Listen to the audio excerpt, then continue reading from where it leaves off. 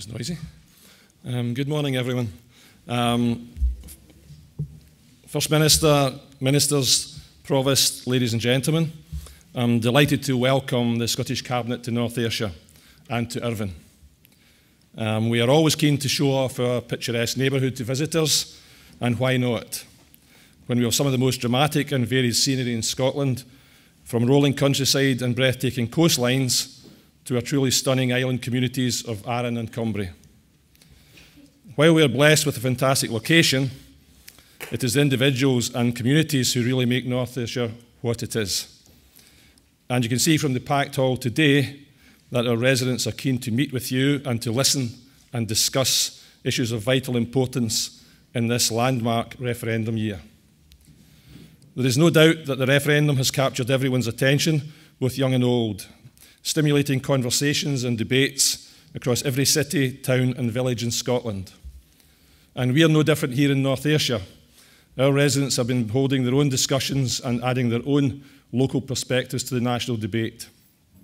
Referendum aside, for me there is no issue more urgent and pressing for our area than that of increasing employment and supporting business growth. Indeed, it's just less than a year since we last welcomed the First Minister to Irvine to announce a major funding package worth £88 million to target youth unemployment. And I'm happy to report back that since then our council has been instrumental in helping more than 500 young people back into the workplace, which I'm sure you'll be heartened to hear. We're also working closer and harder than ever before with our partners in both the private and public sectors to help support over 150 new and existing businesses to grow and flourish and create much-needed jobs in North Ayrshire.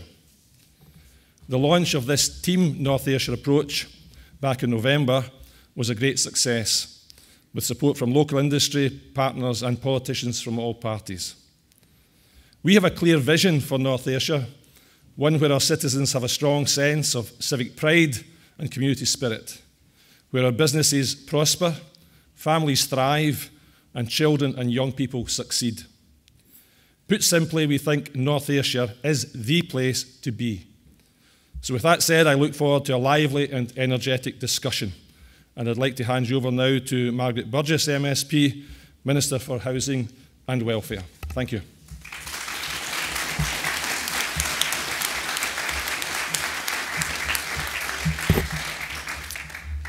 Okay, thanks for that introduction, Willie. And the Scottish Government is very grateful to North Ayrshire Council for hosting our visit today. And I would also like to extend a very warm welcome to all of you here for coming along today to this public discussion. The Scottish Government Cabinet is delighted to be here in Irvine. This is the third in a series of Cabinet meetings being held around Scotland to discuss our country's future. The referendum on the 18th of September this year is a choice between two futures. The First Minister and entire Cabinet are committed to ensuring that the people of Scotland have all the information they need to make their choice. That's why in the run-up to the referendum, the Cabinet is holding meetings across Scotland to give you the chance to question the First Minister and the Cabinet on the Scottish Government's proposals for an independent Scotland. But your questions today don't just need to be about independence. They can be on anything you want to ask about the work of the Scottish Government. In addition to the public Cabinet sessions, individual Cabinet Secretaries are also holding public question and answer sessions on Scotland's future across Scotland. In fact, John Swinney is holding one in Arran this coming Sunday, and all the information on the up-and-coming events is in the pack in your seats. In a moment, you'll hear from the First Minister. And once the First Minister has spoken, there'll be around about an hour for you to ask questions. And after the formal session, you're invited to join us for a cup of tea and a biscuit in Parterre Hall, where you will be able to continue the discussion with individual ministers. So without any further ado, will you please welcome the First Minister of Scotland, Alex Salmond.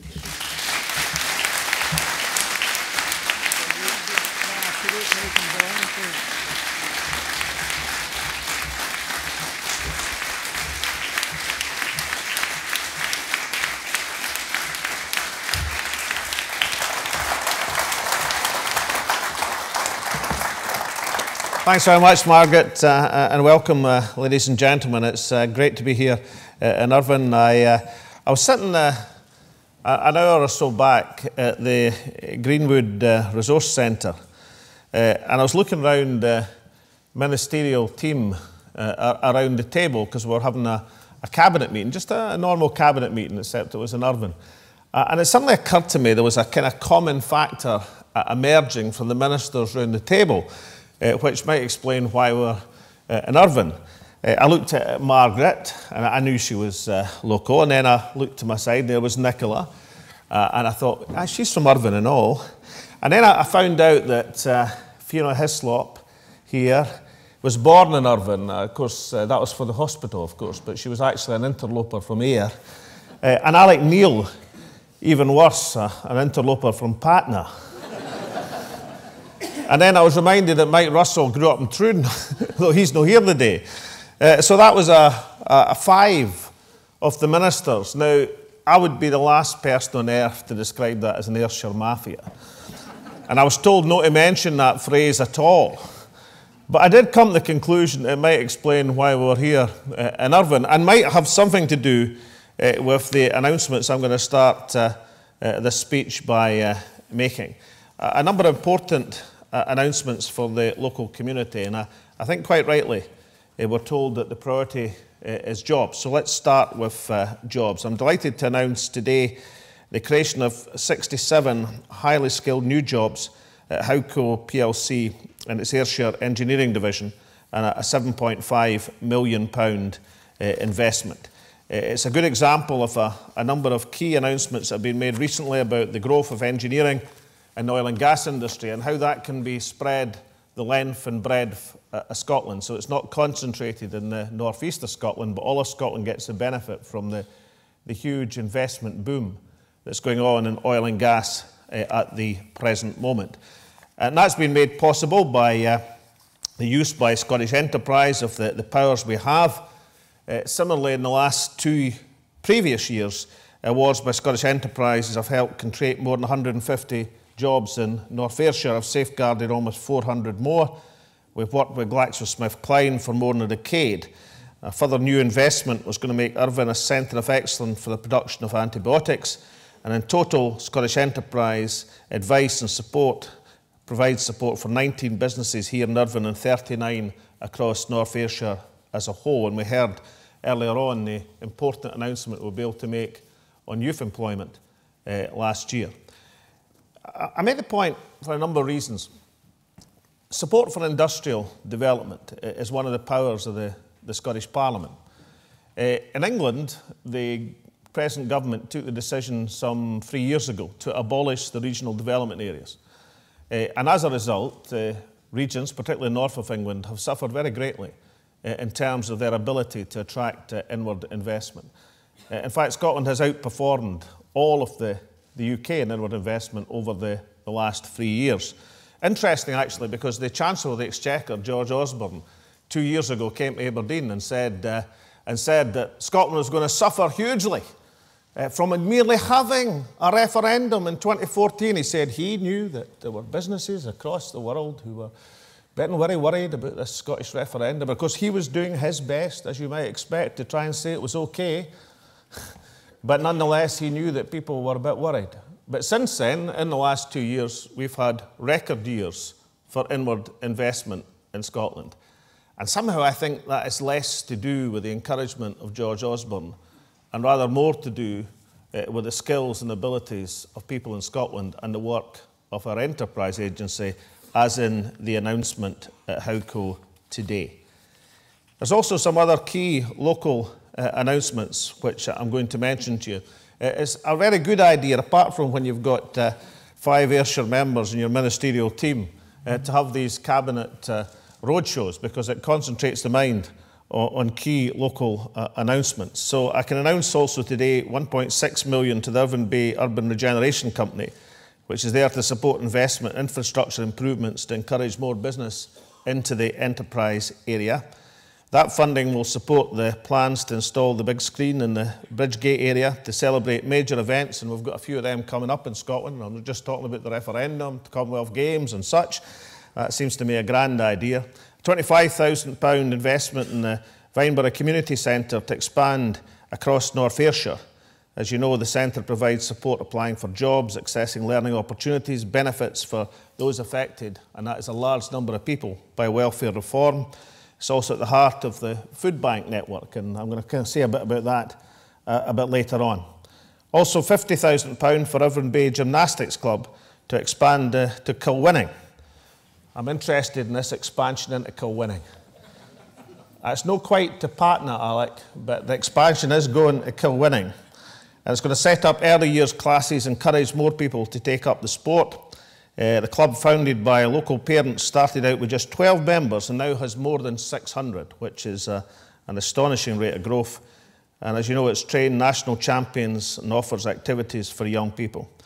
And finally, among these announcements, £84,000 for equipment to allow Irvine Beat FM out and about in the community. The local station is run by volunteers, provides training for work, health and cultural activities. And the company will also help to train 40 young volunteers, starting out perhaps in activities in radio and journalism. I had a speech written for me of 16 pages, and the first 11 pages of the speech were all about these local announcements. And I wanted to make them first because they are very important, and all politics is local, and therefore you should start with these announcements. But I'm also going to say just a word or two about the coming referendum and the plans for Scottish independence. The format of the meeting is I outline some of that, and then we have the question and answer session. And the rules are as follows. If people ask an easy question, then as First Minister I step forward and take responsibility, and I kick that one out the park. If it's a difficult and challenging question, then I've got 8 of them here, and I shall delegate to the appropriate minister. So that's how it works, ladies and gentlemen. If I can just say a word or two of introduction. We're having these cabinet meetings across Scotland. The last one was in Portlethen in the northeast of Scotland. The next one in a couple of weeks' time is in Stornoway in the Western Islands. And this one's here in Irvine. And each of these meetings has attracted many, many folk who have come along and find out about the local community, the announcements we're making, certainly, and look at these priorities, and also asking about the future of an independent Scotland. And I don't know how many you saw on television a couple of weeks back, but the contrast, because actually when we held the meeting in Portlethen 2 weeks ago, the UK Cabinet was meeting 5 miles away in Aberdeen. And I thought it was a fantastic opportunity for the Prime Minister and I to have that debate, incidentally, but he wasn't for playing in that. But the contrast wasn't so much his unwillingness to debate these issues, although he wants to send his ministers, minister after minister, speech after speech, to attempt to scaremonger the Scottish people, but not willing to have a debate where people answer you back and where there is a debating process. That wasn't the contrast that really interested me. The contrast was between the UK Cabinet meeting in the headquarters of Shell Oil in Aberdeen, behind ample security and no meeting anyone, and the Scottish Cabinet in a church hall, as it was in Portlethen, in a hall here today, meeting and engaging with people and answering questions directly. It doesn't mean that everybody will get the answer to the question that either they were looking for or they wanted. You can't do that in politics and life. But it does mean that everybody will get the opportunity to put their question and put their point of view. When we look at the prospects in the next few months, I think this is a matter for those of us who are arguing for us to take a yes decision on September the 18th, that first we have to establish that Scotland can be an independent country. Then we have to establish that we should be an independent country. And then lastly and finally, we have to establish that we must be an independent country to secure the future of this nation. So let's start on the can be first. I've got here a table, quite an interesting table. I'm glad it's not the Premier League table, because my team, Heart Midlothian, would be propping it up. Although we now are into positive points, which is an improvement. This is a table of the countries in the OECD, the Organisation of Economic Cooperation and Development. Basically, in shorthand, it's the countries in the developed economy, the rich people's club, if you like, the top 35 developed economies of the 200 or so on Earth. Now, if you put a table of wealth in the OECD, take the wealth of the country and divide it by the population, you get to a per capita, per head wealth. And they put it into dollars because the mighty dollar prevails across this planet. And then you can find out which country is top and which country is bottom of the developed countries. That doesn't mean they're bottom of all the countries, but bottom of the rich club. And Scotland, if that had been done in 2012, it would have come 14th. So Scotland would be the 14th most prosperous country in the developed world, in the planet. And what's interesting about Scotland being 14th is really, I think, quite fascinating, because there's a whole sorts of George Osbornes and David Camerons and Alistair Darlings who are basically saying, you know, this country can't cut it as an economic entity. Well, let's think how ridiculous that proposition is. As I say, there's 200 countries just about on the planet. We're number 14 in terms of wealth per head among the developed countries. If Scotland can't be an independent country, then there's another 185 below us who are making a passing impression of being an independent country at the present moment. So, of course, Scotland can be an independent country. What's even more interesting about the table is another thing. If you took the UK as a whole and put it in that table, it would be 18th, about 4 places below Scotland. Why? Because Scotland has, in comparison with the UK, more natural resources. And if you divide it by head of population, that makes us that bit more wealthier, with many assets as a country, natural assets as well as human assets. But what's also interesting is the 13 countries that would be above Scotland in that table. Now, you might think, well, we know what they are. America, United States of America. Yeah, absolutely. The United States of America, it comes in at number 4 in that league table. You might think Germany. Now, Germany, the powerhouse, the economic powerhouse of Europe, that comes in at number 12. So you'd be right. And you'd think also perhaps Australia, a country with massive natural resources, it'd come in at number 5, and Canada would come in at number 11. So you would probably expect Germany, America, Canada, Australia to be among the top countries, even more prosperous per head than Scotland. What's interesting is about the other 9 of the countries that are above us. They're not the huge, large, dominating population countries. They are all small countries, every single one of these 9. And the top country, per wealth, per head of population, is Luxembourg. Luxembourg, in the middle of Europe, with a population hardly the size of our capital city of Edinburgh. Second is Norway. Of course, Norway was awful lucky. You know, about 40 years ago, they discovered oil and gas in the North Sea and in huge quantities. You know, if only we'd discovered oil and gas 40 years ago in huge quantities in the North Sea. I was interested in that, these cabinets in Aberdeen. David Cameron was saying how you had to be a really big country with a big population to manage the oil and gas resources in the North Sea. You know, oblivious to the fact that across the water there's a country with a smaller population than Scotland, a smaller industrial base than Scotland, who've managed it substantially better than the UK government ever has. And then number 3 is Switzerland, a country with a massive financial sector, a fantastic tourism industry, assets that Scotland also has as well. Austria, Ireland. We've been hearing about how Ireland's economy has fallen through the floor. Ireland is still wealthier per head than the UK. The Netherlands, Sweden, a Scandinavian country without massive oil and gas resources, a population of 7 million, comes in at number 9. Denmark, for those of you who love Borgen, and I'm one of them, there's a country of 5 million people who are the 10th most prosperous in the world. And the last one in the list is Belgium. So what the point I'm making?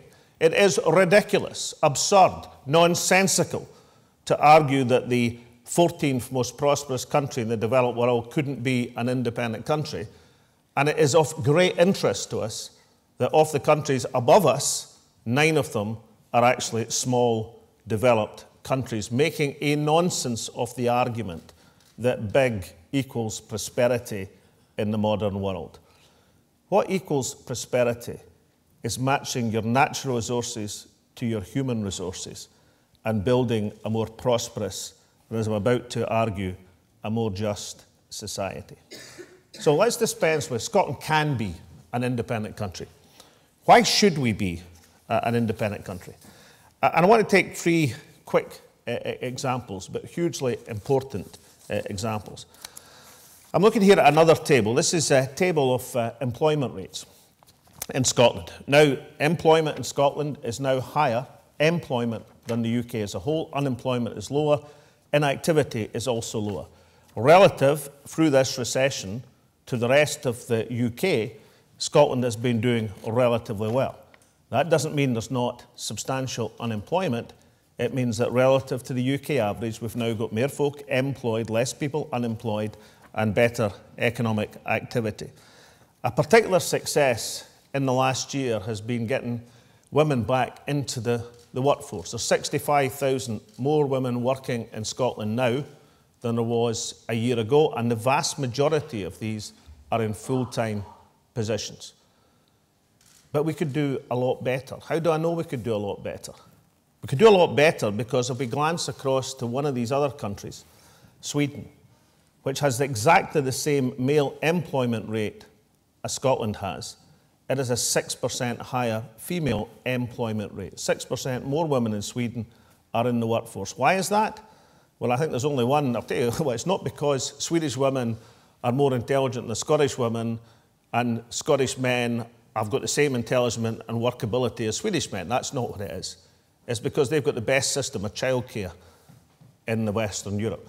They have a fantastic system of childcare. They effectively have a system of childcare which is as good as school education in terms of providing childcare at a reasonable rate. And as a result, more women are able to stay in the workforce. And as a result of that, it's great for child development, it's great for women's equality, it's great for the economy, which is why Sweden is in one of these countries which is above Scotland. And you know what happens when women get the opportunity to stay in the workforce or get back into the workforce with affordable childcare, as opposed to childcare which cripples the family budgets? Guess what? They work and they pay tax and they pay national insurance and they pay VAT on the extra things they can buy. And all of that amounts to, if you could increase female employment in Scotland by 6% to meet the Swedish level, amounts to £700 million extra revenues and all of these taxes that flow into the exchequer. So you might look at me and say, that's a fantastic idea, Alec. Why don't you just go ahead and provide that childcare? And that's where you get to the childcare test. Because currently, Scotland only controls a small part of our revenue base. We control about 10% of the revenue base of Scotland. After the changes come in the Scotland Act, that'll go up to about 18%. If the Labour Party have their way in what they've been announcing, it'll go up to an absolutely massive 20%. And what happens, therefore, with these extra women who provided the opportunity through an expansion of childcare is the revenues don't go to Scotland, they go straight to the Chancellor of the Exchequer in London. And that makes the policy to expand childcare not affordable. We're doing what we can, we're expanding to 600 hours, but you couldn't have the transformation in childcare that I would want to see. I'll tell you something, you see the extra women who've come into the workforce in the last year, the extra 65,000, they've generated about £500 million in additional revenue, or will do. And I'll guess to you that the very last thing that George Osborne is planning to do with that extra £500 million is to say, I've got a fantastic idea, why don't I send it up to Scotland to finance an expansion of childcare? The very, very last thing he's planning to do. So if you have ideas to expand the economy, to create a more equal society, to benefit children, to benefit women in Scotland, you need control of your revenue base. As any business anywhere will tell you, you've got to control both sides of the balance sheet. So as an investment in people pays off by an expansion in the economy. So there's one idea, things we could do, things we should do and why Scotland should be in that position of control. But there's another one not so far from here, Prestwick Airport. Recently, the Scottish Government nationalised Prestwick Airport, and we did it for £1. Why did we get it for £1? Because it's lost money. And why did we take it into public ownership? Because if we hadn't taken it into public ownership, it would have jeopardised not just the employment in the airport, not just the economy in Ayrshire, it would have jeopardised the aerospace industry that surrounds that airport. And potentially, I suppose, over a period of time at least, the air traffic control that controls the North Atlantic. So it was a good investment in order to secure that for the economy of Ayrshire. There was a private buyer who was in line to buy the airport, and if that had come off, we'd have encouraged that because we're going to have to commit, and we will commit, public expenditure to get the airport back on its feet. The one thing that was stopping the private buyer, and the one deal breaker there was, is the private buyer was coming in if the Stansted-Prestwick Airlink was restored. The London connection that Prestwick had until recently, but is now gone. Why did that go? It went because of something called air passenger duty. That's a tax levied by George Osborne on passenger flights. And that is £13 each way on a flight from Prestwick to London. That doesn't sound like a prince's ransom, but the Ryanair flight to Stansted, average return cost was about £74 if you booked your tickets at the last minute. £26 or £74 is a huge amount. And as a direct result of that air passenger duty, that flight is no more. And because that flight is no more, we couldn't get a private buyer for Prestwick Airport. In fact, there's 2 economic studies now have demonstrated that if we reduced air passenger duty and got extra flights into Scotland, not just the Stansted link, but extra direct flights from here, there and everywhere, then that would generate substantial income. And if you control the taxation base of Scotland, that would generate more income than you lost from reducing the air passenger duty as a result of more passengers and extra economic activity. So you might say to yourself, why doesn't George Osborne reduce air passenger duty? Now, well, there's not many folk like him all that much. I know that and understand that. But most people would say if he felt he was going to get extra revenue in, wouldn't he reduce air passenger duty? Well, I'll tell you why he won't reduce air passenger duty, because he's looking not at what happens in Prestwick, he's looking at what happens in Heathrow. And in Heathrow, there's a queue of airlines who want slots in Heathrow, and he could charge just about anything within reason for air passenger duty, and he'll never lose a single flight from Heathrow. And if he lost a single flight from Heathrow, then another one would quickly take its place. So he has a taxation in air passenger duty in Heathrow, which is 100%. So you might say to yourself, well, why doesn't he just say, OK, you can reduce it in Prestwick, but keep it in Heathrow?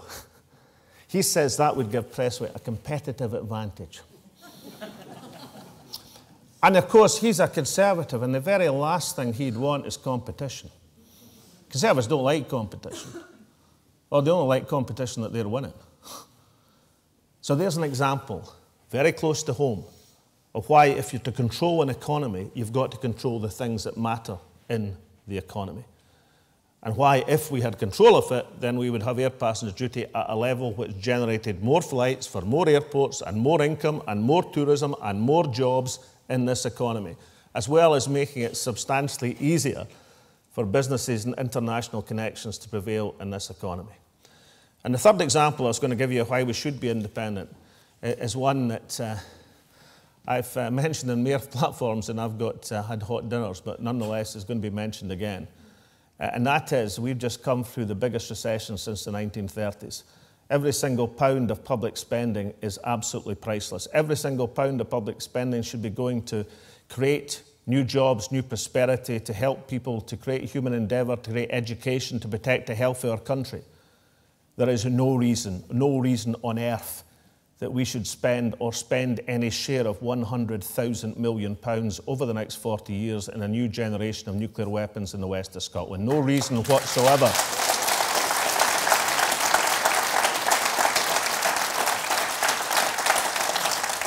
And even if it was justified in strategic terms, which it's not, in economic terms, this is madness, and we should have no part of it. We should make our own choices, which is another reason why Scotland should be an independent country. And lastly, ladies and gentlemen, I said, why Scotland must be an independent country. And here I was going to pray and help my iPad. And I was going to say, they never tell me the number to get back into. But actually, they told me it was the first things in my birthday. So luckily, I wasn't lying about my age. So I've come up with a graph, which you can't see, but I'll describe it to you. This is a graph that was published in the budget document last Tuesday. And it's a graph that shows the cumulative impact of the taxation changes and expenditure changes since the Tories and Liberals took power in 2010. And it shows how it affects the various income distributions across the country. And it shows it in money terms. Now, in this game of bingo, which the Tories reminded us is something that the working class folk enjoy greatly and should appreciate, the reduction of tax on bingo, and beer, of course. In fact, he had to drink 200 pints to get one free, is neither here nor there, but nonetheless, we must all appreciate these crumbs from the master's table. In this game, a bingo, you'll be pleased to know that everybody is a loser in this game of bingo. In the Tory Liberal game of bingo, everybody, all households, in total, the average loss over the last 4 years is £757. Okay? So on average, every household has lost a year £757.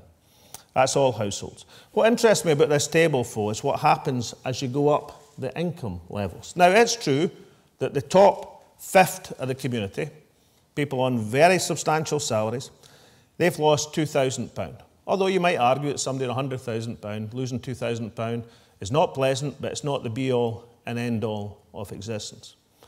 What interests me more is the second biggest loss of all households in this distribution chart, published in their budget, after their budget last year, although he didn't actually mention it during his speech, of £814 is in the lowest fifth of income brackets in this community.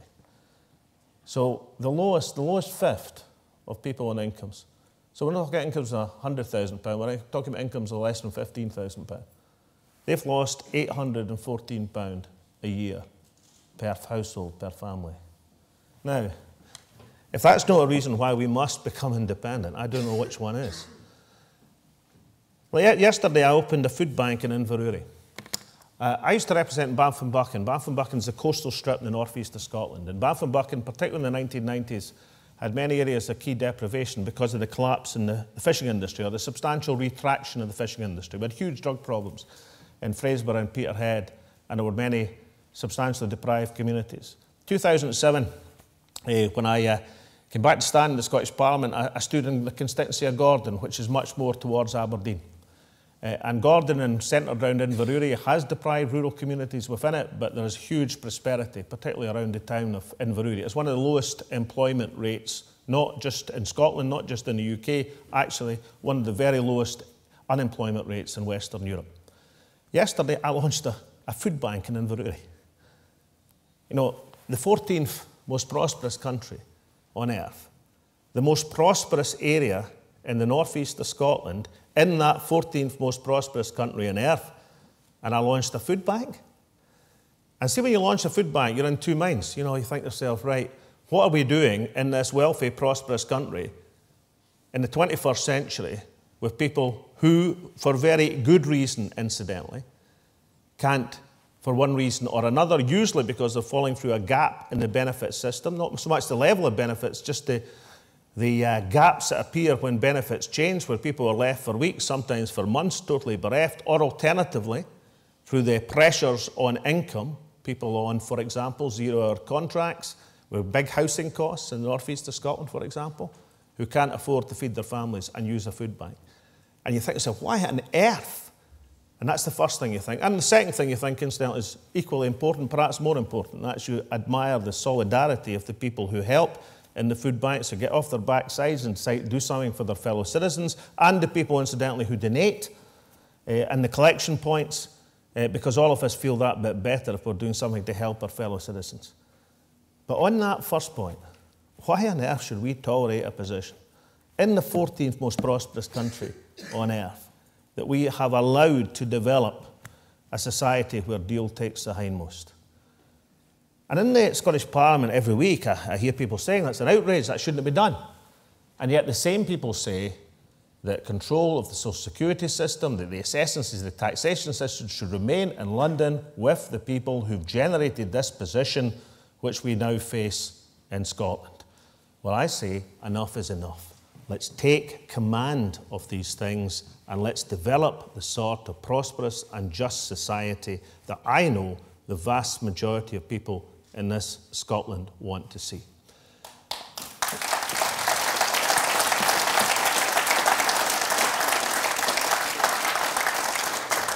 And the last point I want to leave you with is this. I'm sometimes asked, what is this sovereignty that you keep banging on about? What is this sovereignty? Scotland should be a sovereign, independent country. Well, of course we should be a sovereign, independent country. Nations should be self-governing. Wars have been fought. Great books have been written. Philosophies have been encapsulated. United Nations founding charter is based on the principle of self-determination for nations. So, of course, nations and Scotland as a nation should have sovereignty. But I'm also interested in the idea of popular sovereignty, because incidentally, we invented it. Scotland, we invented popular sovereignty. In a few weeks' time, we're going to celebrate the 700th anniversary of the Battle of Bannockburn. And probably more important than the Battle of Bannockburn was what happened 6 years later in the Declaration of Arbroath. Because in that declaration, from the barons, the nobles, the prelates, and the whole community of the realm of Scotland, they introduced a new concept, first time it had ever been heard of in European society. And that concept was, look, King Robert the Bruce, he's our king, but see if he sells us out, we'll get rid of him and we'll get another one. Now, I paraphrase what's in the declaration, but nonetheless, it's there. The concept of elective kingship. A concept which the United States Senate says was instrumental in the United States Declaration of Independence. The first idea that there was a thing called popular sovereignty, that the people should choose who should and who shouldn't rule them. So sovereignty is about that right of choice. I'm 59 years old. I know you're all sitting there thinking you don't look it. 2/3 of my life, almost 2/3 of my life, Scotland has had governments elected that we didn't vote for. That's not sovereignty, that's the reverse of sovereignty. The reverse of sovereignty is when you choose one thing and get another. And since 1959, that has been the fate of Scotland. More often than not, we have chosen one way and got lumbered with the other lot. The very reverse of sovereignty. And I'll tell you something, on September the 18th, we're going to have our day of sovereignty. Real sovereignty, popular sovereignty. And people walking at that polling station on that Thursday, they'll take the future of their country into their hands. That will be a moment of total sovereignty. That'll be a moment where people choose yes or no, decide to go ahead with a government of our choice, not for one term or 1 year or 1 day, but for all time to come. And in that moment of real sovereignty, of real popular power, of real power to this people, then I hope we choose yes. I know we'll choose yes, because we can, we should, and we must choose yes. Thank you.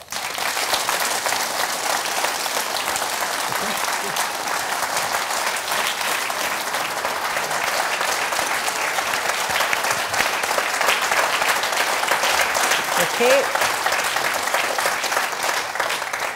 I certainly think that's a very good start to our discussion session, which is about to follow. But I'll just introduce the rest of the ministers that are here today to answer the questions. We've got Fiona Hislop, who's the Cabinet Secretary for Culture and External Affairs. On the other side of the First Minister, we have Nicola Sturgeon, whom I'm sure we all know here, Deputy First Minister, and also Cabinet Secretary for Infrastructure, Investment and Cities.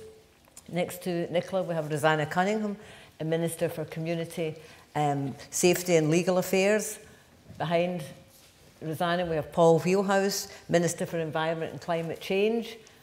Alex Neil, Cabinet Secretary for Health and Wellbeing.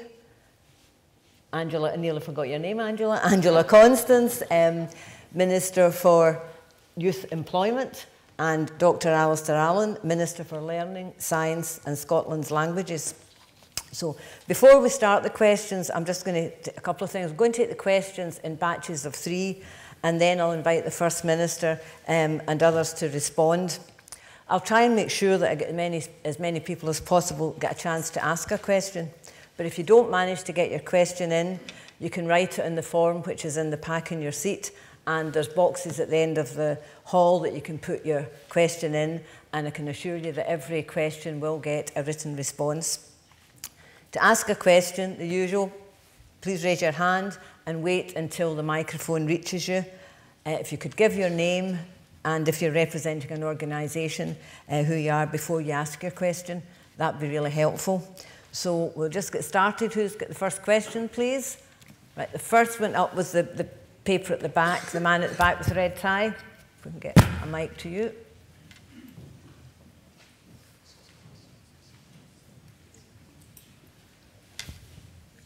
Good afternoon. My name is Jimmy Miller, and I'm the chairman of the GMB Scotland Retired Members Association. And our question is, will an independent SNP government repeal any of the anti-trade union legislation that Thatcher introduced? Okay, thank you. The question was at the white sleeve at the back there, yep. No, one behind you, sorry.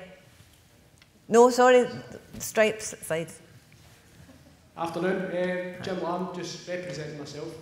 I'm a seafarer in the Merchant Navy, and one of the common questions that gets asked most as seafarers when we're chatting is currently under the UK tax law we're entitled to 100% tax rebate if we're 183 days out of the country over a 365-day period, and I often get asked, will that continue in an independent Scotland, which I haven't got an answer to. Okay, thank you. Question, gentleman there at the side.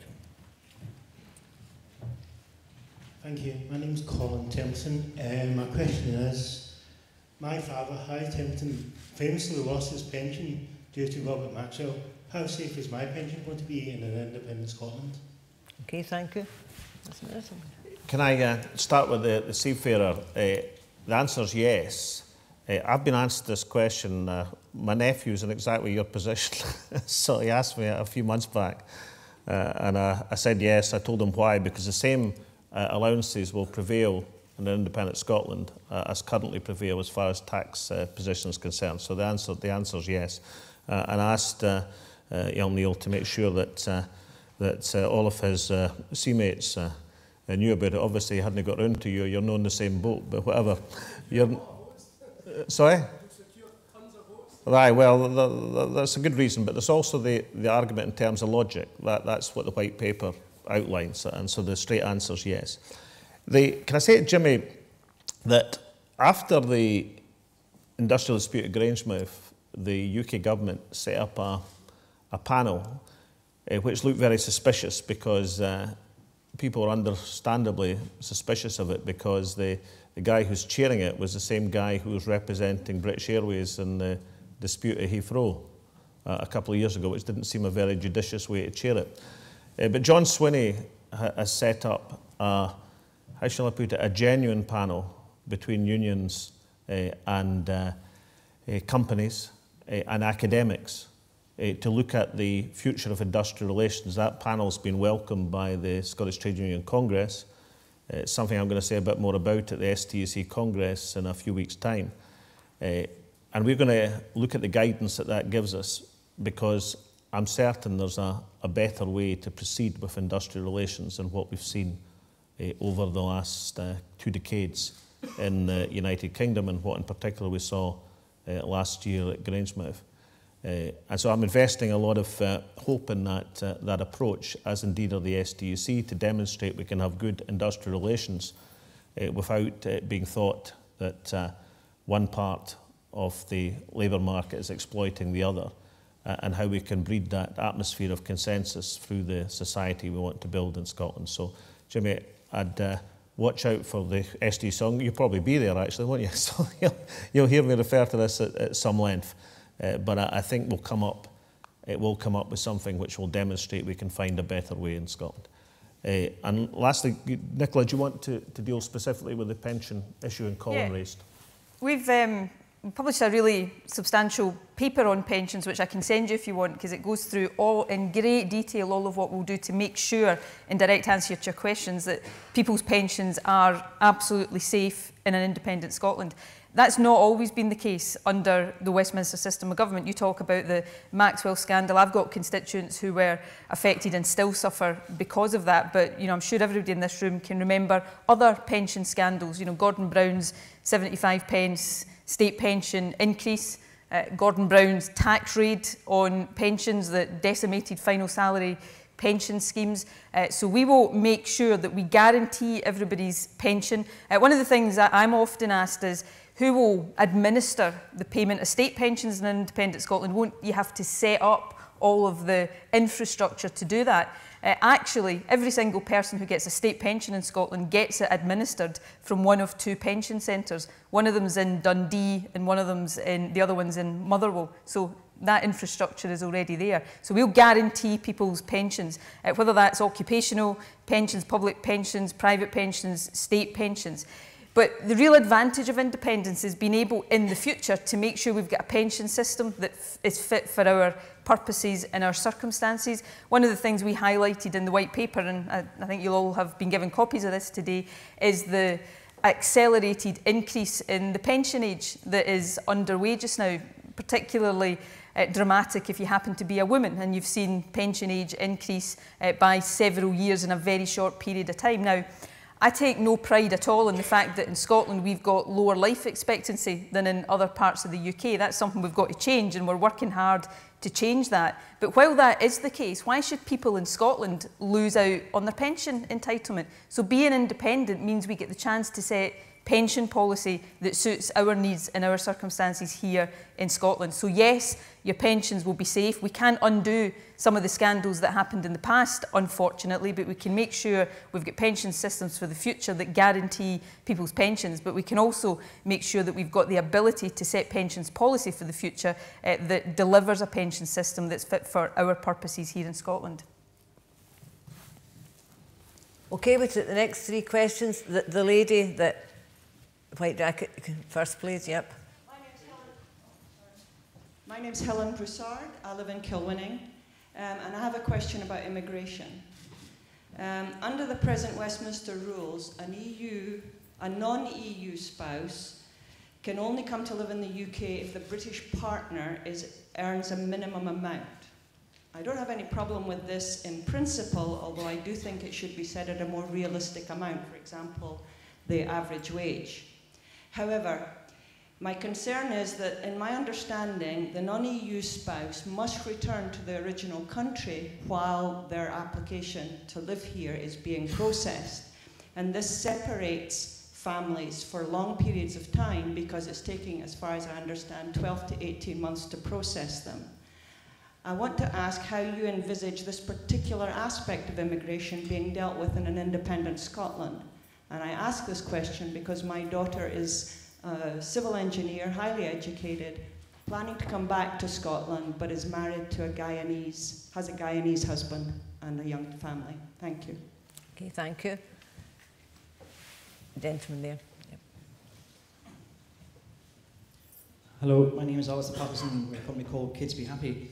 My question is, what are you going to do about long-term unemployment in Scotland?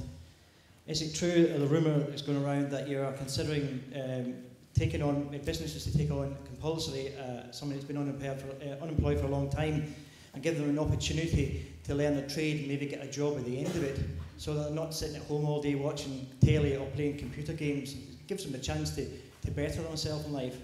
I just want to know what your intentions is to do with that, if you're going to actually do something about this, because it's in everybody's doorstep today. Long-term unemployment is becoming a problem. Okay. Next question. The lady there. Yep. Hi, my name's Janice Spurs. Can you wait for the microphone, please? Hi, my name's Janice Spurs, and I'm a public health worker. Next month, we are integrating with the National Health Service and with the social direct payment scheme as well coming out. There's going to be a lot of changes. My question is, where do we stand with the budgets in an independent Scotland? Do they still go to the local authority? Is it one for the NHS and the local authority? And what about jobs that might be lost through this PA, you know, having a personal PA, and also about the retirement age? Would I need a carer to come in and put me to work in the morning? Okay, thank you. Okay, can I do answer Alistair's question? I'm going to ask Alec Neil to answer Janice's question, and then I'm going to ask Nicola to answer Helen's question, because we've got some proposals on the issue that Helen raised. Alistair, a number of things we've introduced in terms of long-term employment. We don't control the DWP at the present moment, but we do control industrial policy. And for example, last Tuesday or Wednesday, I cut the first sod reasonably successfully with a spade myself, incidentally. I thought I was going to get to operate the digger, but I didn't. At the new M73, M74 completion. Now, it's a big project. It's the final link in the Central Scotland motorway network after the M74 and the M80 that was done in the last few years. Anyway, the point I was going to make is part of the contract for that development, which is a very significant development, is that so many places are allocated to long-term unemployed. So many places for apprentices, so many places for young people getting their first start as well, as part of the contract for that development. We've got a contract, public procurement bill going through the Scottish Parliament just now. And it's one of the imaginative ways that you can use in terms of public expenditure to tackle an underlying problem of people who've lost out in the labour market, have been some distance from the labour market for some considerable period of time. And where we've operated that in other contracts in recent past, and this is one of the biggest ones, it's been very successful.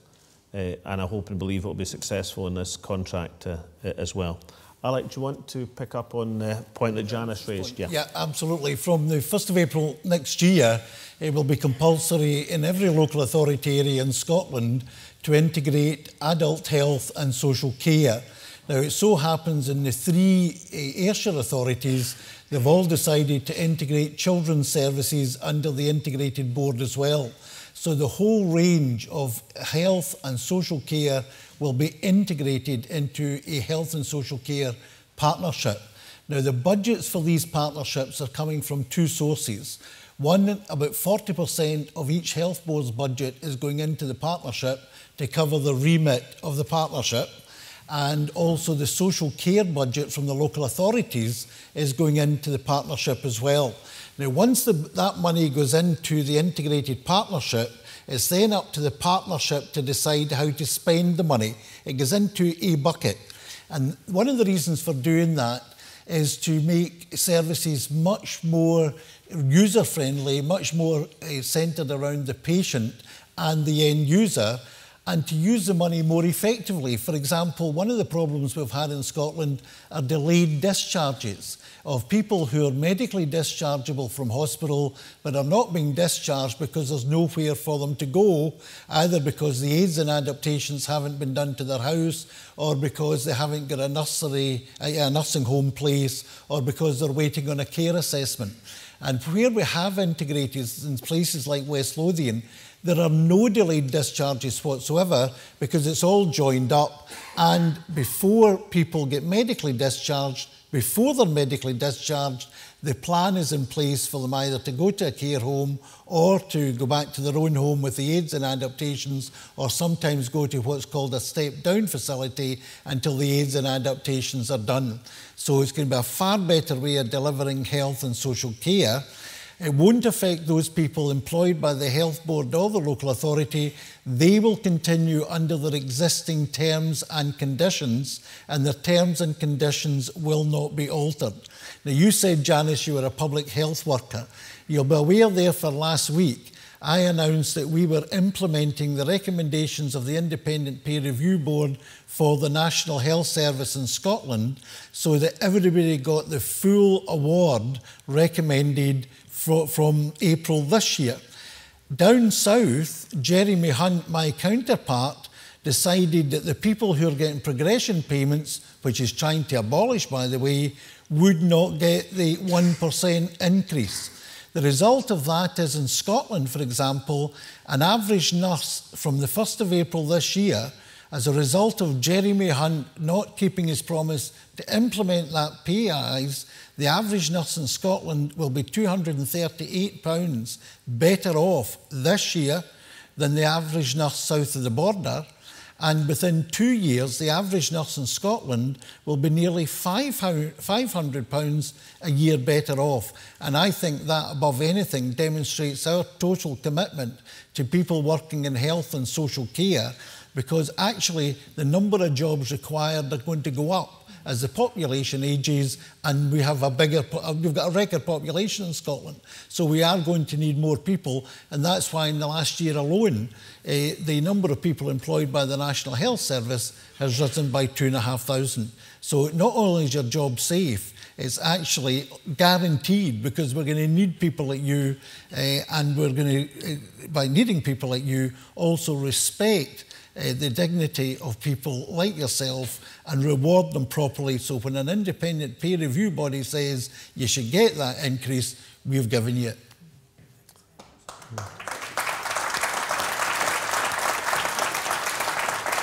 That's a great answer, Alec. I'm still thinking about this bucket with all the money in it for. You started out with. Nicola, there was the point that Helen made initially. I'll come back to your specific point, because it's an important specific point, but just generally on immigration, I think it's fair to say we take a different view on immigration to the UK government. It's kind of picking up on what Alec was saying there. One of our big challenges as a country is to increase the number of people we've got in Scotland that are of working age, so that they can work and pay taxes and help us to support the fact that more and more people are living longer, which is a good thing. So we don't advocate an open door policy or a free-for-all, but we do think it's important to have an immigration system that encourages people, skilled people, to come to Scotland so that they can contribute to the economy where we've got the need for that in our economy. And that's a very different philosophical approach, as well as a different practical approach to the agenda of the UK government, which increasingly plays to the rather unpleasant rhetoric of UKIP south of the border. On your specific point about the financial thresholds for non-EU spouses coming here, we do and would specifically propose changing those thresholds to make them in line with average earnings in Scotland rather than average earnings across the UK, and it's one of the things we go into a wee bit of detail on in the white paper, so there's some more information there if you're interested in it. You also talked about the time it takes to administer immigration applications. I represent the south side of Glasgow constituency with relatively high levels of immigration, and I see the misery that's caused to people and to families, often families divided and split up because of the length of time it takes the Home Office to process applications. We would have our own system of processing immigration applications, and we'd have the ability to make sure that was much more effective and efficient and streamlined. So again, it's down to the advantages you can have if you have the powers to change things, and very specifically on the specific EU threshold, financial threshold point you make, we've made specific proposals on that. Okay. Just hold on a second, Helen, it'll come to you. The non-EU spouse can come in on a 6-month visa, right?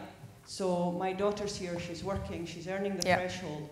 Is it possible for the non-EU spouse to be processed within that 6-month period so that they don't have to leave their family? That absolutely should be the aim, and that's what the current system should be delivering, but it's inefficient, as you know, and as many of my constituents experience regularly. So that absolutely should be the aim. There will always be cases that can't be done in those timescales because they'll have particular complexities associated with them. But you should have very clear targets and aims in terms of the speed of time that it takes you to get decisions for people so that people can get on with their lives, which is what they want to do. Okay, we'll take the next 3 questions.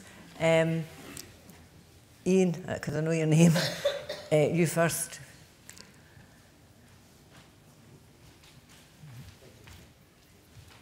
Gary Parker, Irvine Marketing. I would like to ask, it's with regards to the tax devolvement. The Labour Party have come out with what they've said should happen in a no vote. I would like to know, within a yes vote, the advantages that having our own taxes would have on employment. And because the Labour's one doesn't cover corporation tax, I'd also like to know if we've got any plans to take advantage, in the event of a yes vote, if the EU vote is an in-out vote, how we can attract inward investment with regards to that. Okay. Thank you. Ian, you had your hand up next to the lady in the blonde. Fourth row, 1, 2, 3, 4 row, yeah.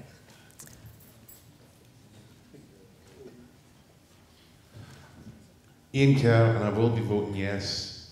The First Minister spoke about controlling our revenue and taking command. But if your very first actions are to slash corporation tax and hand fiscal control over to the Bank of England, how do you plan on paying for the massive social, educational and health investment this country is going to require after being decimated by the Tories? And do you actually think that the Bank of England would let you do that? Okay, thanks. The man with the paper up. Microphone. Thanks, Margaret. My name's Robert Milligan. I'm an Irvine resident and I'm an undecided voter at the moment. And I'd like to bring the questions to a local level.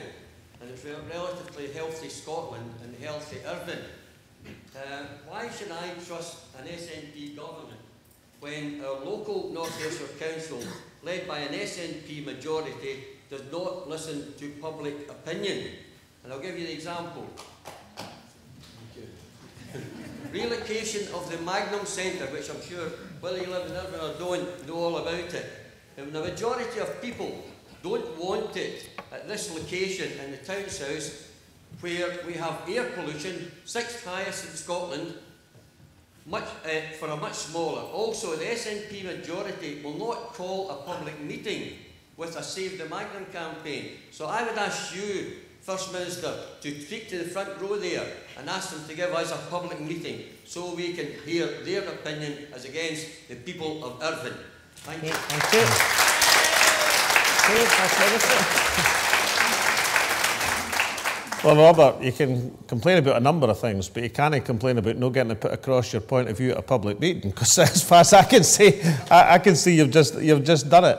And no, aye, that's fine. And you know, I suppose when we said let's go and have a public meeting in Irvine, I could have said we better know, because Robert will come in and ask a question about the Magnum Centre. But we thought no, far better to let Robert and his colleagues ask a question about the Magnum Centre, because people care about it. And you know, obviously, I'm First Minister. I'm not going to tell, you know, the people in Irvine or across Scotland in terms of the responsibilities of local government. But Nicola, well, because I suppose, because although I've got this fantastic estimation of my own abilities, right? I suppose the idea that the First Minister should run the things that local authorities run across Scotland and make all these decisions might decide on a kind of decision overload in Butte House. And that's, you know, how we elect people at local level and national level. But I can tell you, on your question, I'm going to get Nicola to answer it for a number of reasons. Firstly, it's what I said earlier on, yeah? And secondly, I know for a fact that, like many folk in this area, clear across the west of Scotland and central Scotland, should be a user of the Magnum Centre, and for over a period of many years. So, if I may, I'm going to turn to the other two questions, and then Nicola, that'll give us some time to think about a reply, incidentally.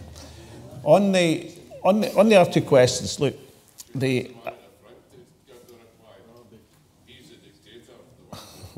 well, come on. The mafia was an Ayrshire mafia and the ministerial team. Aye. But what I was going to say about the questions for Gary and Ian. Ian, I'm glad you're voting yes for a start. I don't agree that having a monetary union using the pound gives away control over fiscal policy. It does mean that you have the same interest rates, certainly, but interest rates ain't fiscal policy, that's monetary policy. Fiscal policy is about tax and spending. And yes, of course, you have to keep your tax and spending in any country within a reasonable bound, because that's the prudent and necessary thing to do. But it doesn't mean that the Bank of England controls which tax you put up and which tax you put down. That's not necessary for a monetary union. How do I know that? Well, because Belgium and Luxembourg had one for 70 years. 70 years, an effective monetary union between Belgium and Luxembourg, in which they used the same currency, but had different rates of personal tax, different rates of corporate tax, different rates of every tax, and coexisted quite happily in that position. And of course, the argument about corporation tax is an illustration of that. If I felt that being in a monetary union meant that the Bank of England or anyone else was deciding which taxes we should put up and which taxes we should put down, then I wouldn't be advocating it. I know it's not necessary for a monetary union to prevail. You can still have control over your fiscal policy, over what you spend, what you earn, and what you raise, how you decide to distribute that. Now, the argument for a lower corporation tax is quite a simple and I think persuasive one. That is to say, if you look at the UK as a whole, there's a huge concentration of company headquarters in the south of England and particularly in London. Not just company headquarters, not just the nameplates, but the finance divisions, the research and development divisions, and that huge power is something that we have to find a way to counterbalance. Now, I said earlier on, if you look at employment and unemployment, then on average, Scotland is doing better than the UK as a whole, both in employment and on unemployment. And over the last 10 years, that's been the case, more or less. It's particularly the case at the present moment. It's been the case through the recession. But what that disguises is the huge imbalance within the English economy, where the southeast of England is running away with the economic wealth, and the Midlands and the north of England in particular is way down at the bottom of the heap. So us being better than the average disguises the fact of the huge economic predominance and power of London.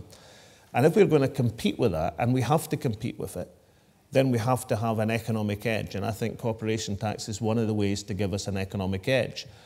Now, we've modelled how that will work out, and I can tell you exactly the results of that modelling. It means 27,000 extra jobs. It means, over a period of time, increased revenue.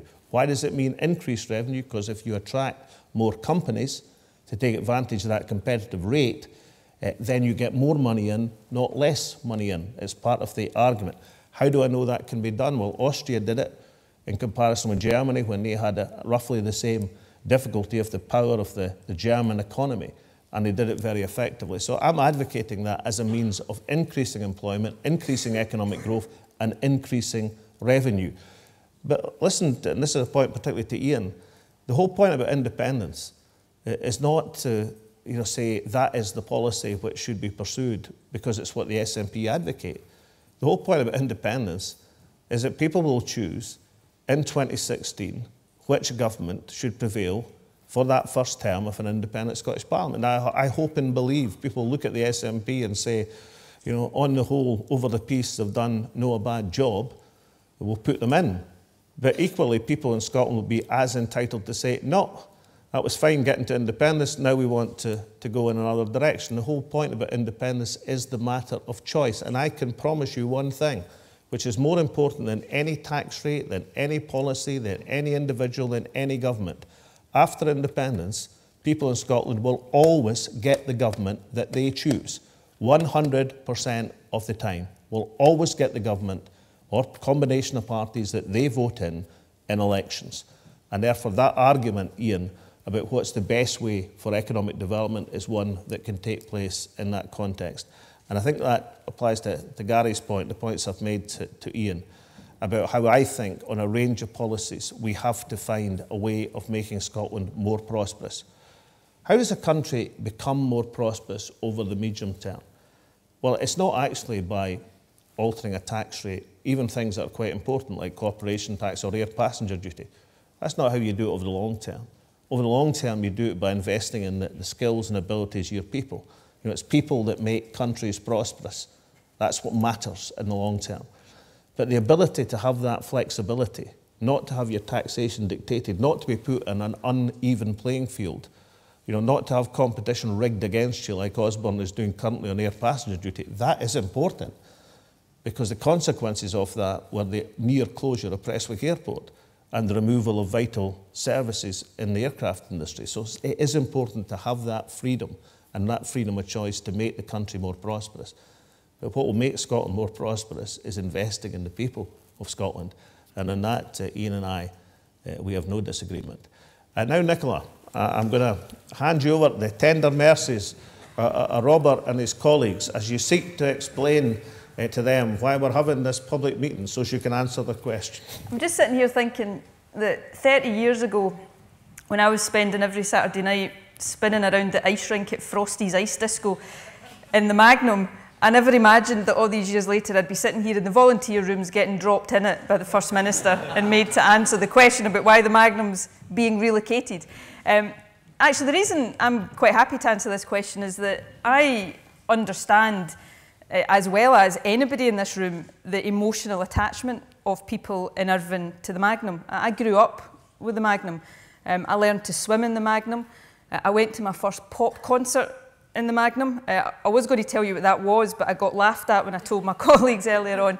It was Kelly Marie, incidentally, but don't tell anybody else. And I went faithfully every Saturday night to Frosty's Ice Disco.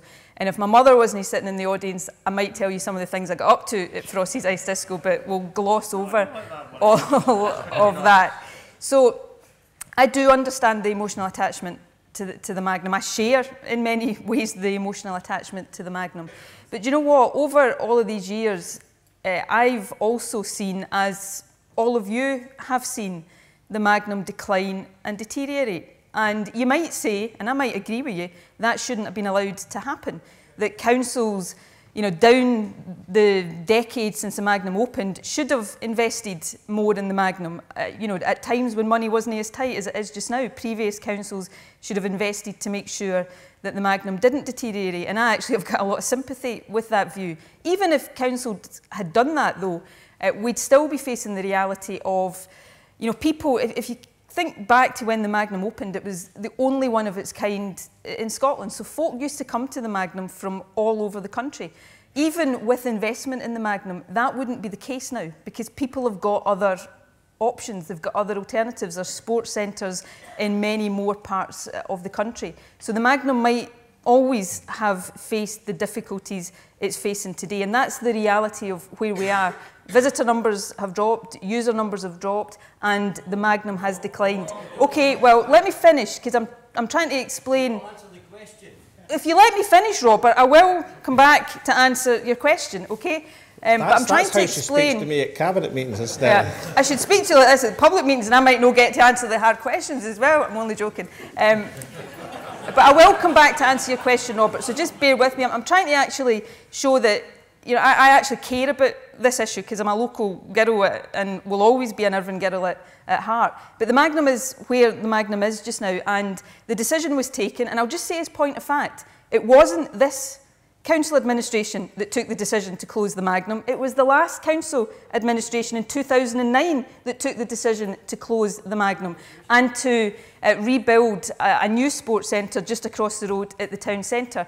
And the rationale and the logic for that is that not only does it replace the facilities or some of the facilities of the Magnum, but it does so in a way that allows it to be tied into town centre regeneration. Because one of the other things I feel very strongly about is somebody who grew up in this town, who doesn't live in this town anymore, but who comes back fairly regularly, not as regularly as I should according to my mother, to visit, is this town centre badly needs regeneration. So having the new sports centre over there does that. I was looking, when I was visiting my mum and dad not that long ago, came across an old newspaper cutting from the period before the Magnum was opened, actually. And it was quite interesting, because there was a councillor quoted in it saying it was outrageous that folk in Irvine were being asked to pay for a leisure centre that nobody would ever use. Now, the reason I quote that is because these things are always controversial. Absolutely, because people get very attached to these kind of facilities. But I hope in a few years' time, if we were sitting here again, we'll have a sports leisure facility over the road there that people feel as proud of as they felt proud of the Magnum. Now, I know that's difficult for some people to envisage and to imagine right now, but that is what I hope will be the case. And to go back to your question about a public meeting, it's not my decision whether there's a public meeting locally on the Magnum. You're having a public meeting here right now. You've had the chance to ask your question, and I am honestly, it might not be the answer you want, Robert, but I'm honestly answering your question. It's not, Alex said, it wouldn't be a good idea for us to overrule local councils. Actually, I'd go slightly further than that. We don't have the power to overrule local councils that are taking decisions that are democratically theirs to take. So I know this is a difficult issue, but I love this town. I grew up in this town, and I believe that the regeneration of this town, that I think the leisure centre over there can be a part of, will in time be a good thing, and people will be proud of that in the way that we were rightly proud of the Magnum.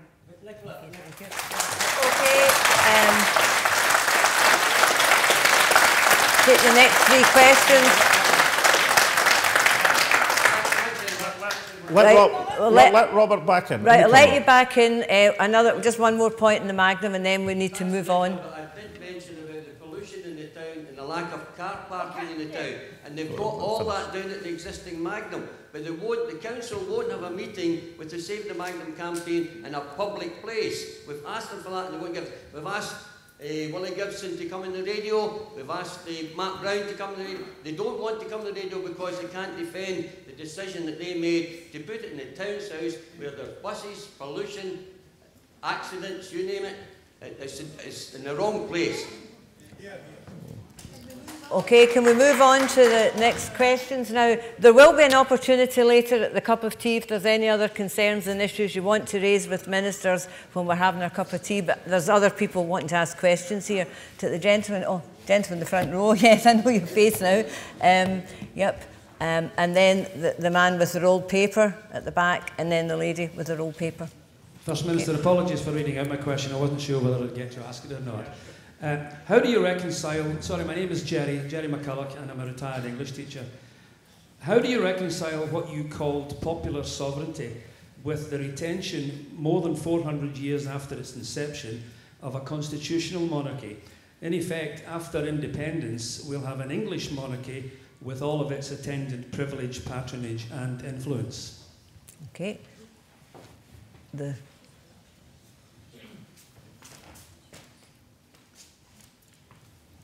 Hi, my name is Kevin Kearney. I'm a paramedic in the Scottish Ambulance Service. I've been my employer for the past 30 years. And in independent Scotland, would the ambulance service finally be given recognition as a bona fide emergency service as opposed to essential service?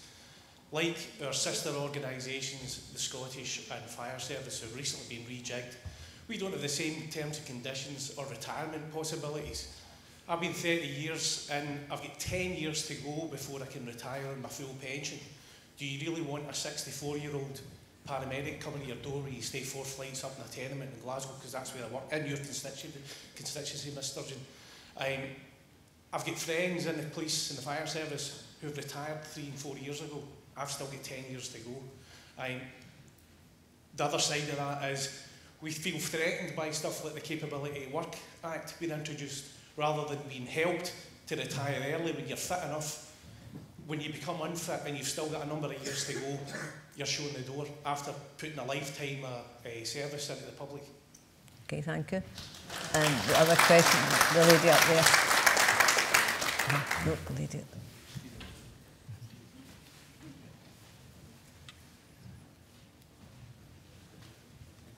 Hello, my name is Rosemary McCallan. I'm actually from East Ayrshire, and my question relates to education. My daughter will be 16 next month and voting in September, and she's one of a number of fairly able pupils in her school.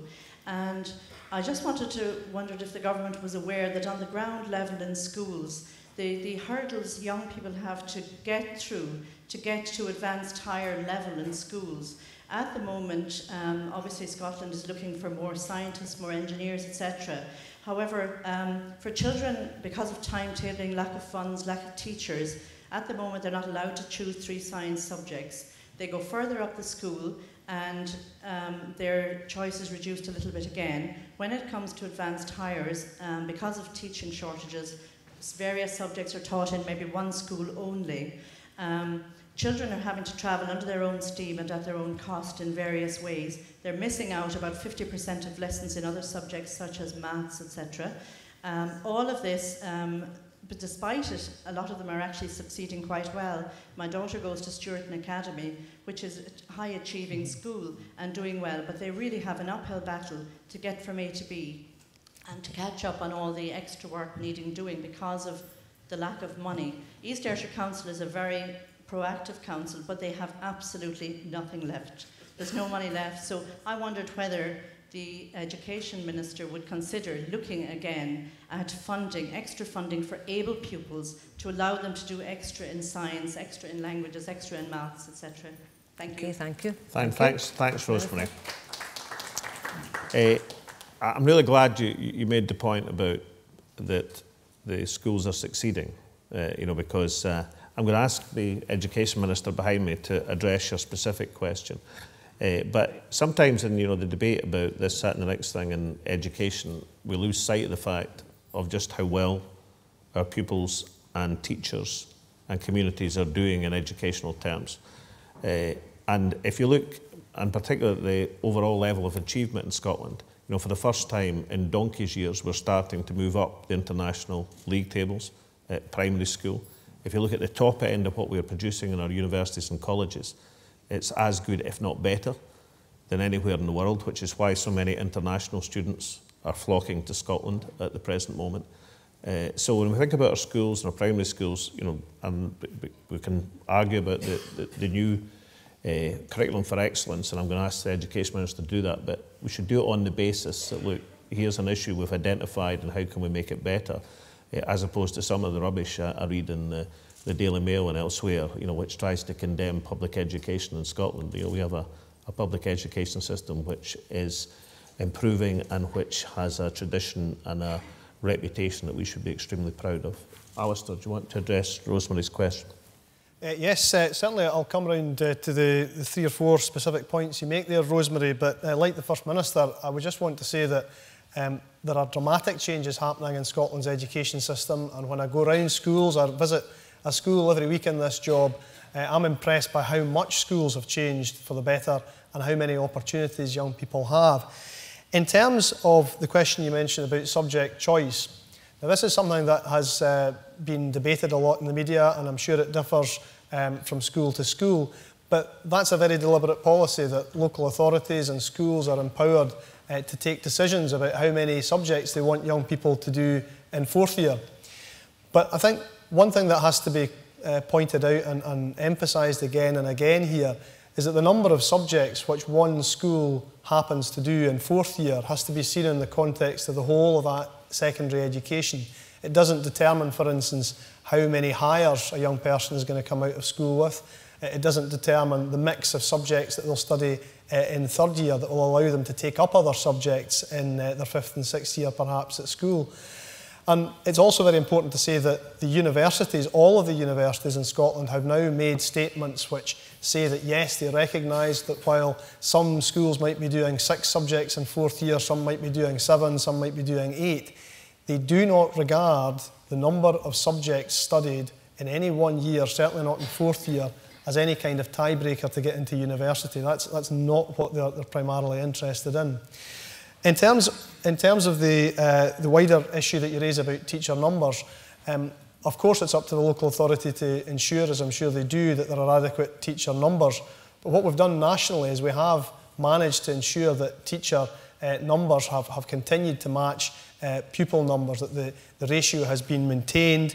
And in terms of the point you make about funding for local authorities, I wouldn't for a moment try to pretend that local authorities or indeed the national government are swimming in money at the moment. Nobody makes that claim. But what we do see and what we are doing is that this government has maintained the share of our money that we give to local government, even in these trying times. And for that reason, I think that goes a long way to explain why there's so many good things that are being achieved in education and in our schools just now. Alec, would you like to address Stephen's point about the status of the ambulance service compared to other emergency and vital services that we have. Yeah, I think basically Stephen raised 2 points. First of all, the status of the ambulance service as an emergency service, and I absolutely totally agree with you, Stephen. The ambulance service is an emergency service, and that's a position I've maintained, and it's a position that Nicola maintained when she was doing this job as well. And I think that has to be recognised throughout the entire system, that the ambulance service is an emergency service. Now, the second point you raised was in terms of, I think, basically the pension age for ambulance drivers and ambulance workers and medics and so on. Let me say, first of all, in terms of the ambulance service and a number of other positions and skills inside the health service and indeed elsewhere, like in the construction industry, there has been no thought given by the UK government as part of their pension reforms where they're increasing the retirement age to 67, then up to 68, and they're planning for 69, and no doubt will take it to 70. The only two exemptions to that at the moment are policemen and firemen. Now, our view is that that is totally unacceptable, because there are many other occupations where it is totally unreasonable to expect people to continue, as you, for example, gave a very good example of having to go up 4 flights of stairs and carry patients down 4 flights of stairs when you're 67, 68, 69 or 70. And we think, as part of the review of pension policy that Nicola mentioned, we need to look at those occupations where, quite frankly, that is not a realistic or the right thing to do. More widely, as you know, the pension reforms were introduced without consultation with us, never mind having any involvement in it. Although health is totally devolved to the Scottish Parliament, the pension reforms affecting the health service were never discussed with the Scottish Government before they were introduced. Had they been so, we would have taken a completely different approach to pension reform. Number one, in terms of the increasing the age of retirement for certain jobs, such as people who work in the ambulance service and other type parts of the health service, and building workers and so on.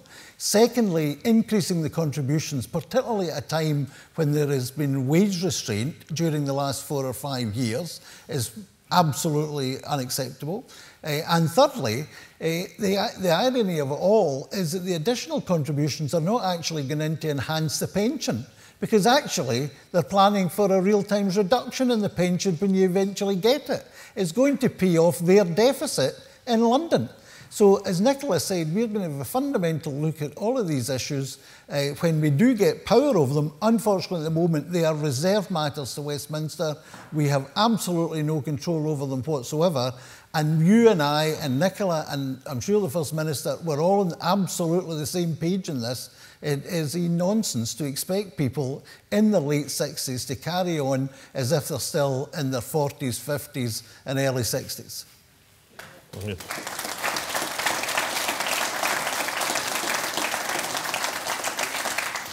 Jerry, I'm going to come to the issue of the monarchy. Now, I'm for what's in the White Paper. I'm for continuing the constitutional monarchy. I'm for the Queen being Queen of 16 countries as opposed to 15 as she is at the present moment. I'll give you the reason why I think that, and then I'll try and reconcile the question that you asked, was how do you reconcile a constitutional monarchy with equality in society and the principle of popular sovereignty. So firstly, why I think it's a good idea. I made a speech in the Isle of Man last year, and I was talking about why, because we wanted to change the political union between Scotland and England. A political union results in us more often than not getting governments we didn't vote for, that there was no need to end other unions that we have. And I gave the example of the monarchical union and the social union, but the two things are actually quite closely attached.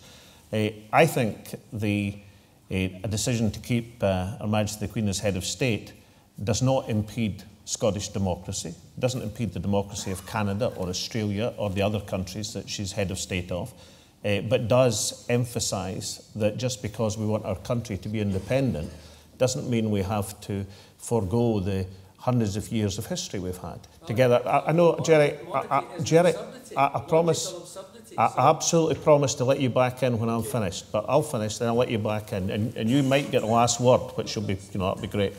So I don't think we have to forgo the past to embrace the future. And I think a social union is a good gesture if it doesn't impede with Scottish democracy or our wish for equality.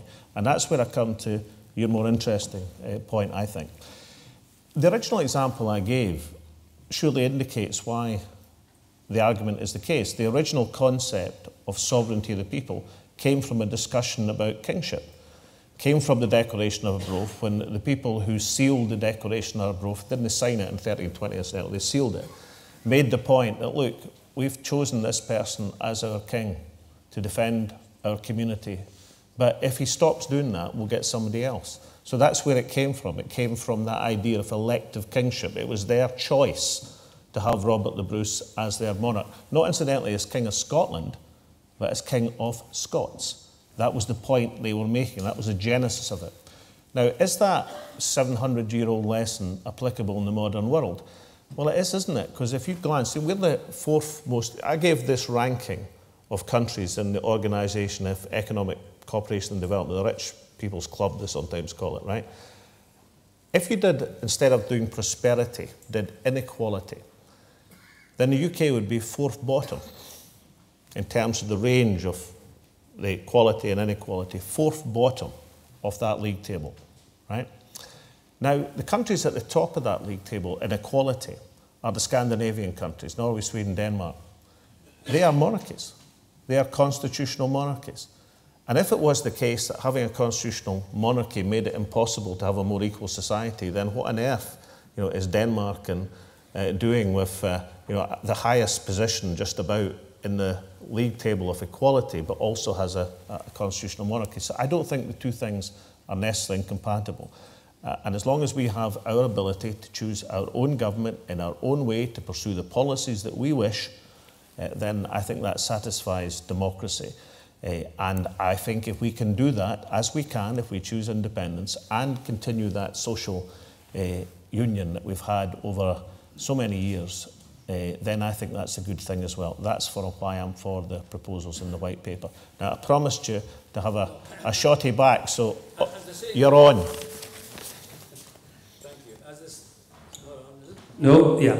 As the saying goes, pejoratively, I hear what you say, but nonetheless, the idea of a monarchy is logically an absurdity, and there are people, not only me, there are people in England who want to do away with the monarchy simply because it is an absurdity.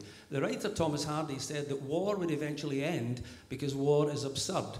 Now, I think the same applies to the monarchy, that in 1,000 years' time, I don't think we'll have a monarchy because essentially it makes no sense. And I'm concerned that a new Scotland would tie into something like that when, philosophically, it is a nonsense. Okay, now we're in the last three questions now. So the gentleman over there has his hand up for some time, and the girl at the end of the row there, and the lady here. Okay?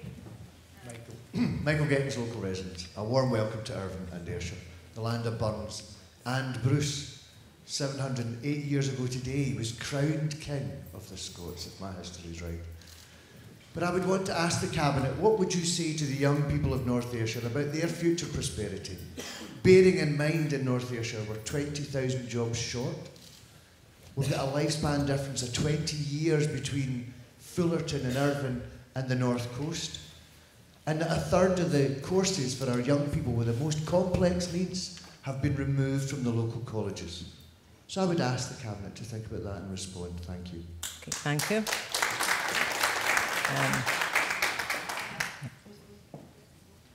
Hi, I'm Stephanie. I'm a student nurse and also a member of the Scottish Socialist Party. Don't shoot me. I would like to ask, if it goes to a no vote, how long is it going to take to try and do this again? And if you need to hold me trident, I know I've got a couple of guys who would help you.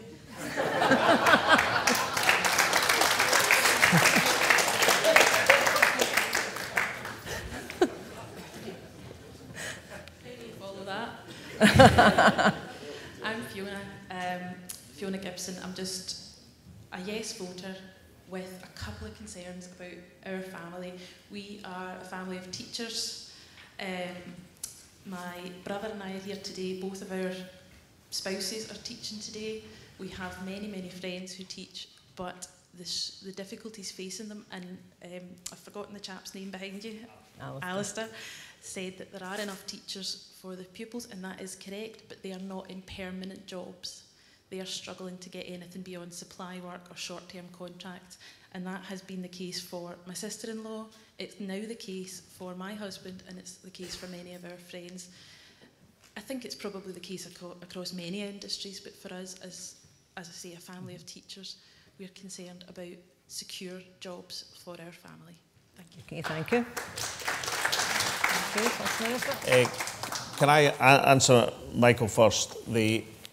My sister teaches in Borders College, children with complex needs, so you know I've got great sympathy for your point.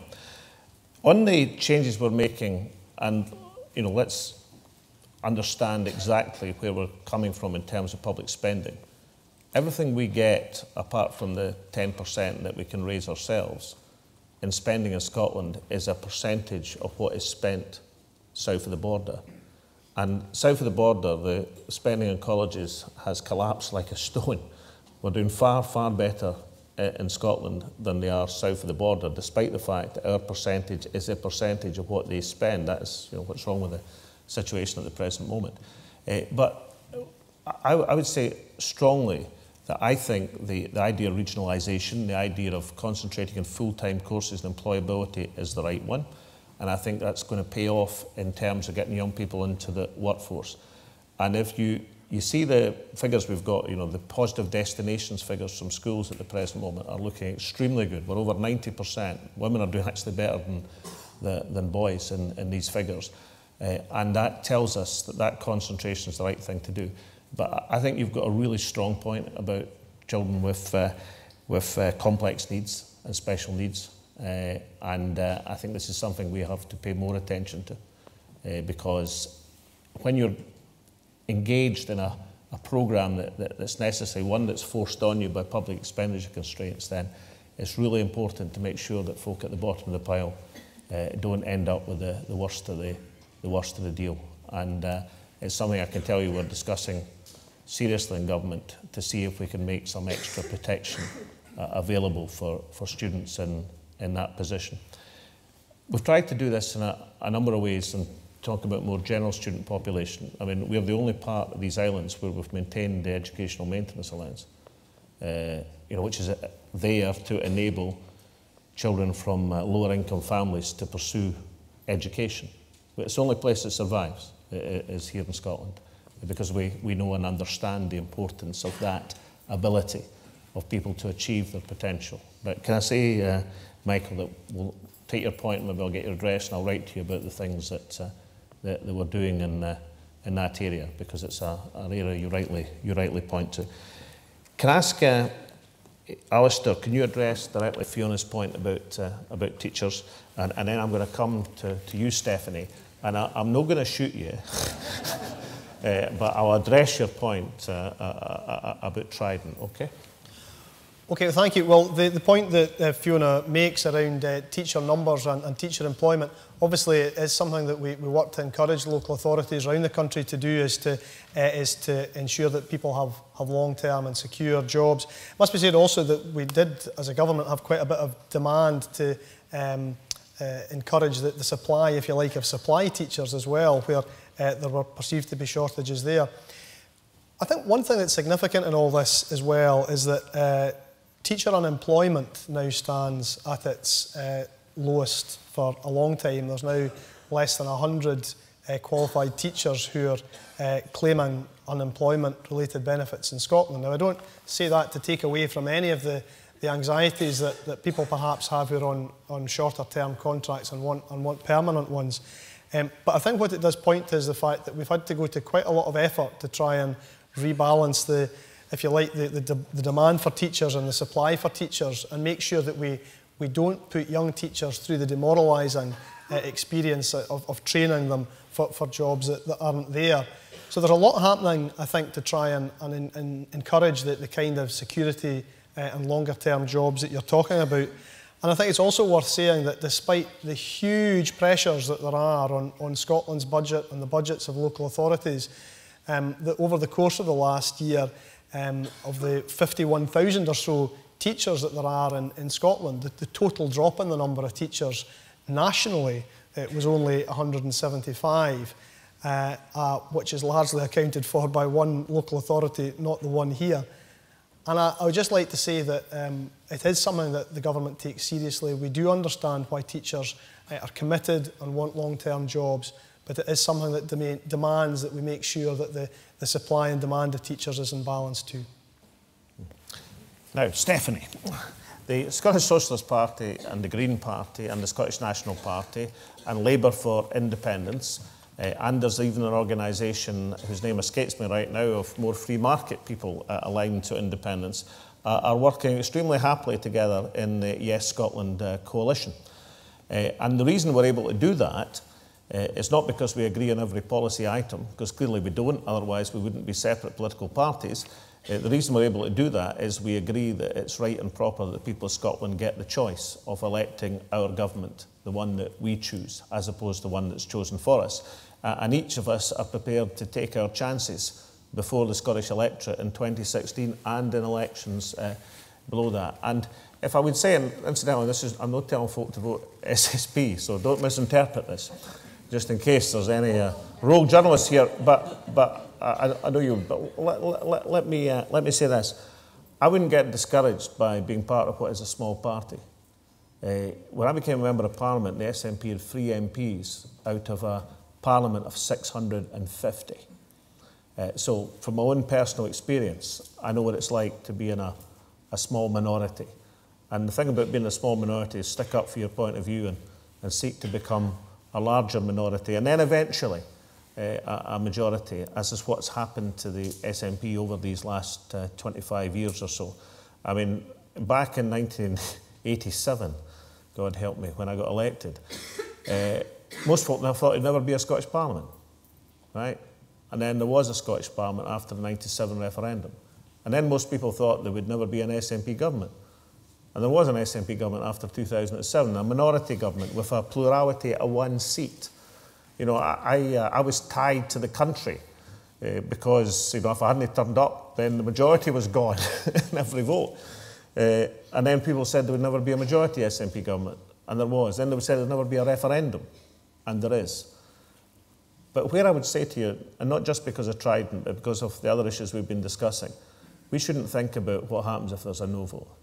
What we should think about and concentrate on is how we get that yes vote on September the 18th. At some point, no doubt, Scotland might get another chance. But second chances don't come all the time. So we've got our chance, we've got our opportunity. The date is September the 18th. Let's make sure, in the Scottish Socialist Party and the SNP and our other allies, that we make the most of that opportunity and grasp it with both hands.